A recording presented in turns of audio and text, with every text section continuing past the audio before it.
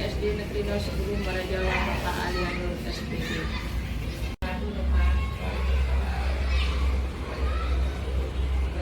Terima kasih atas waktunya yang diberikan kepada saya untuk melakukan wawancara, yaitu tentang pengambilan keputusan berbasis nilai kebajikan sebagai pemimpin. Langsung aja ya Pak, selama ini bagaimana Bapak dapat mengidentifikasi kasus-kasus yang merupakan dilema etika atau tuntutan moral, Pak? Terima kasih Ibu untuk memberikan monitoring dengan saya bagaimana cara mengatasinya. Kita lihat dari segi dilemanya itu dilema apa? Apakah menyangkut tentang anak didik? Karena kasus itu kan banyak tuh. Ada kasus anak didik, ada kasus guru, ada kasus tentang sarana dan prasarana. Kalau kita melihat dari kasus anak didik, hendaknya seorang kepala sekolah itu apabila ada sesuatu hal yang melapor, jangan kita tanggapi secara serius dulu. Kita sebagai kepala sekolah hendaknya mendengarkan dari kedua belah pihak. Dari kedua belah pihak, apa permasalahan tentang kasusnya, apakah benar, apakah tidak. Kalau sudah mendengar kedua belah pihak, baru kita mengambil keputusan siapa yang benar, siapa yang salah. Itu pun sebenarnya bukan untuk mencari kesalahan, tapi untuk mencari kebaikan. Artinya bagaimana caranya supaya tidak saling curiga dan mencurigai antara anak guru dengan orang tua. Setelah kita ketahui permasalahannya, barulah kita membuat suatu rencana. Artinya rencana itu yang harus kita programkan, bertemu secara langsung dengan kedua belah pihak dan kemudian saling mendengarkan antara kedua belah pihak supaya tidak terjadi kesalahpahaman sehingga terjadilah rukun kembali. Mungkin itu Bu. Kalau permasalahan tentang seseorang guru, kebanyakannya itu permasalahan tentang pendidikan, penyampaian pendidikan, dan diantaranya khususnya antara perubahan kurikulum. Perubahan kurikulum itu tidak semua guru bisa, khususnya K13 pindah ke kurikulum mereka. Apabila salah satu guru yang kurang memahami, maka kepala sekolah harus membuat satu program kerja kelompok dengan cara bekerja sama bagaimana saling mengisi kekosongan atau kekurangan antara guru yang satu. Mungkin itu Bu yang salah satunya yang saya utarakan. Sebenarnya banyak masalah kasus, ada kasus apa, tapi kan kita untuk menyatukan agar supaya sekolah kita menjadi optimal. Mungkin itu yang saya sampaikan. Baik, Bu. Pertanyaannya selanjutnya Pak, bagaimana Bapak menjalankan pengambilan keputusan di sekolah Bapak, terutama di mana ada dua kasus kepentingan yang sama-sama benar atau sama-sama mengandung nilai kebajikan, Pak? Ya itu tadi, kan tujuannya untuk kebaikan. Makanya tadi kita harus membuat langkah-langkahnya, yaitu membuat satu perencanaan. Artinya perencanaan untuk menyatukan dan untuk bertemu. Itu langkah-langkah awal. Kita buat suatu perencanaan dulu, kapan rencananya, yang jelas rencana pihak pertama apa, pihak kedua apa. Setelah itu baru kita buat satu perencanaan pertemuan antara kedua belah pihak yang saling didukung dengan hati nurani yang penuh sabar. Kita pun sebagai pemimpin, tadi saya katakan tidak boleh langsung menelan apa yang dilaporkan. Kita harus menerima dengan hati yang sadar, dengan hati yang sabar. Semoga suatu kasus itu bisa berjalan dan semoga selesai dengan baik. Iya Pak, itu tadi sekalian sama langkah-langkahnya Pak ya. Ya. Nah sekarang apa saja yang selama ini menjadi tantangan dalam pengambilan keputusan Pak? Biasanya pasti ada tantangan ya Pak ya dalam pengambilan keputusan. Itu jelas Bu, dimanapun selalu ada tantangan, di antara kita pun, di antara organisasi pun ada yang senang, ada yang tidak. Tapi kita selalu mengambil ke pihak, yaitu dengan cara, contohnya saja di sekolah ini Bapak dan Ibu guru tahu kan, selama ini segala sesuatu keputusan itu selalu saya ajak dengan musyawarah, yaitu rapat. Setelah rapat saya ambillah keputusan yang terbanyak. Kalau sudah suara yang terbanyak berarti saya melangkah tidak mungkin akan salah. Mungkin itu yang saya sampaikan. Yang jelas mengambil keputusan itu yang mana yang terbaik itu yang kita ambil, yang mana terbanyak itu yang kita ambil. Gitu Bu. Lanjut Pak. Nah ini faktor-faktor nih, pasti kalau dalam pengambilan keputusan ini ada faktor-faktor atau ada yang membantu Bapak nih dalam membantu Bapak mengambil keputusan nih Pak, pasti ada yang membantu atau faktor apa saja yang dapat membantu Bapak untuk mengambil keputusan ini Pak? Ya. Kalau tentang faktor tentang guru berpermasalahan dengan guru, kalau kita tidak dapat mengatasi, kita kan punya pimpinan, karena sekolah ini adalah milik pemerintah bukan milik saya. Apabila sesuatu hal faktor yang tidak bisa saya atasi secara pribadi dan kekeluargaan di antara organisasi di sekolah ini, dan saya harus melapor dan minta bantuan bagaimana cara mengatasi dengan pengawas karena di sekolah ini ada pengawas, ada kepala dinas, ada OPT, ada kepala dinas. Nah, kita dengarkan masukan-masukan beliau bagaimana caranya, itulah yang harus kita turuti. Karena kalau kita mengambil keputusan sendiri sudah berdasarkan rapat dan sebagainya tidak juga mau dipakai, ya mau nggak mau kita harus naik ke atas. Gitu. Ini pertanyaan terakhir Pak. Nah, dari yang Bapak sampaikan tadi kan, kalau mengambil keputusan itu kan pasti ada yang kita dapat petik Pak ya, hikmahnya. Kira-kira apa Pak yang hikmah dari keputusan yang kita ambil ini Pak buat diri kita dan buat yang lain nih Pak? Hikmahnya begini aja Bu, kita selaku manusia dan selalu tentu ada merasa kekurangan dan kehilapan. Yang jelas dengan tadi saya ulangi, dengan hati kesadaran dan kesabaran, kita punya niat adalah untuk menyatukan. Hikmahnya itu bagaimana di antara kedua belah pihak saling menyenangi, tidak merasa dirugikan. Kenapa? Kalau tentang sekolah adalah untuk kepentingan sekolah, kita yang penting menjalankan real sesuai dengan anjuran-anjuran yang dianjurkan oleh pemerintah, tidak lepas dari prosedurnya itu.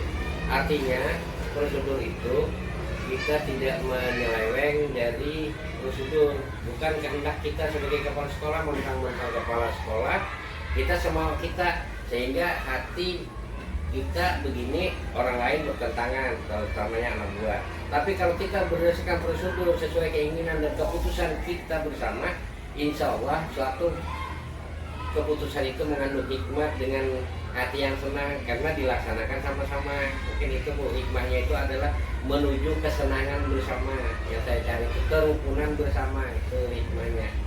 Luar biasa Pak. Terima kasih Pak atas waktunya. Wawancara ini semoga dapat bermanfaat buat kami, buat saya pribadi dalam kedepannya nih nanti Pak.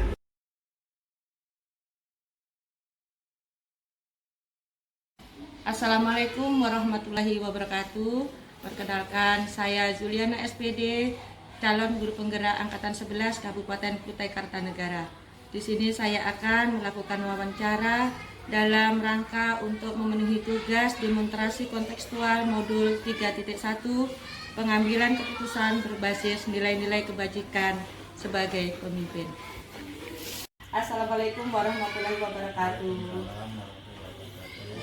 Terima kasih kepada Bapak Abdiansyah yang mana pada hari ini saya dapat melakukan wawancara pada Bapak Abdi selaku Kepala Sekolah SD Negeri 018 Muara Jawa. Nah, untuk itu saya memohon kiranya dapat membantu saya dalam memenuhi tugas demonstrasi kontekstual, yaitu pengambilan keputusan berbentuk berbasis nilai-nilai kebajikan sebagai pemimpin. Di sini nanti ada beberapa pertanyaan yang akan saya sampaikan kepada Bapak Abdi untuk Bapak Abdi jawab. Kita bisa langsung saja Pak. Untuk pertanyaan ini, selama ini bagaimana Anda dapat mengidentifikasi kasus-kasus yang merupakan dilema etika atau rujukan moral Pak? Ya, jadi untuk identifikasi kasus yang merupakan dilema etika atau rujukan moral, itu menentukan pilihan, di mana kita harus menentukan pilihan yang secara moral bahwa keduanya itu benar, tapi dalam pengambilan keputusan bertentangan dengan kasus dilema etika. Sedangkan untuk mengetahui apakah kasus itu merupakan rujukan moral adalah dengan melihat situasi di mana kita dituntut untuk menentukan keputusan antara benar dan salah. Ya, baik Pak. Nah, selama ini bagaimana Anda menjalankan pengambilan keputusan di sekolah Anda, terutama untuk kasus-kasus di mana ada dua kepentingan yang sama-sama benar atau sama-sama mengandung nilai kebajikan? Ya, jadi kalau ada dua kasus itu yang sama-sama benar, kemudian sama-sama mengandung nilai kebajikan, kalau kasusnya itu antar individu, solusinya kita akan panggil antar individu itu, kita bertukar pikiran, sharing untuk mencari solusi bersama. Jadi tidak ada yang merasa pendapatnya itu salah. Jadi solusi yang diambil itu adalah solusi bersama.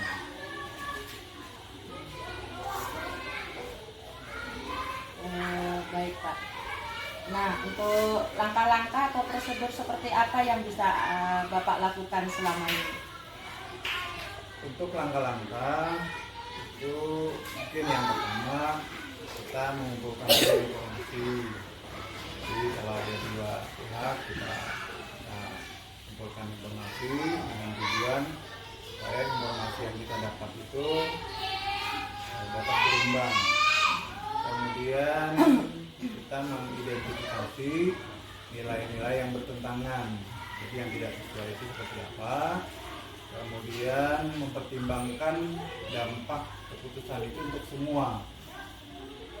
Jadi semua sisi itu kita pertimbangkan. Setelah itu berdiskusi. Kemudian untuk tahapan akhir itu kita merencanakan keputusan apa yang akan kita ambil. Nah, hal apa saja yang selama ini Bapak anggap efektif dalam pengambilan keputusan pada kasus-kasus dilema etika? Untuk yang paling efektif itu yang tadi disampaikan, kita mungkin berdiskusi, kemudian mengambil keputusan bersama yang terbaik itu seperti apa.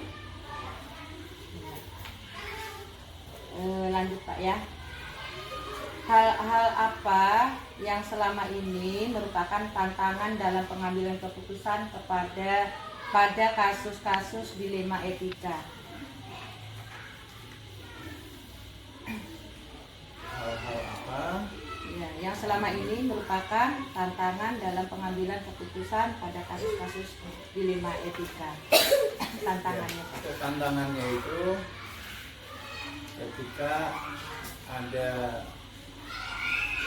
kita memutuskan ini posisinya dua benar, kemudian kita harus memutuskan salah satu yang kita ambil keputusannya seperti apa. Itu memang cukup dilema juga, karena kita mempertimbangkan bagaimana perasaan yang mungkin pendapatnya itu akhirnya tidak diakomodir. Jadi jangan sampai ada anggapan kita lebih menyukai si A, tidak menyukai si B. Padahal tujuannya itu kan karena memang ini diharuskan untuk mengambil satu keputusan yang tidak memungkinkan untuk mengakomodir dua keputusan itu. Apakah Bapak memiliki sebuah tata kala atau jadwal tertentu dalam sebuah penyelesaian kasus dilema etika? Apakah Bapak langsung menyelesaikan di tempat atau memiliki sebuah jadwal untuk menyelesaikannya? bentuk atau prosedur seperti apa yang Bapak jalankan? Kalau untuk jadwal mungkin tidak. Kita melihat per kasus. Jadi ketika ada persoalan, saat itu juga kita akan menyelesaikan prosedurnya. Kita ambil, kita ajak diskusi, kemudian bertukar pikiran, dan kita ambil keputusan yang terbaik itu seperti apa. Adakah seseorang atau faktor-faktor apa yang selama ini mempermudah atau membantu Bapak dalam pengambilan keputusan dalam kasus-kasus di lima etika? Untuk membantu mempermudah di dalam menyelesaikan ketika ada persoalan-persoalan itu, di sekolah itu biasanya akan ada guru-guru senior mungkin yang punya pengalaman sebelumnya itu menghadapi masalah. Jadi itu untuk referensi kita bertukar pikiran. Ini pertanyaan terakhir, Pak. Dari semua hal yang telah disampaikan, pembelajaran apa yang Bapak dapat petik dari pengalaman Bapak mengambil keputusan dilema etika? Dari pengalaman yang sudah pernah kita dapat,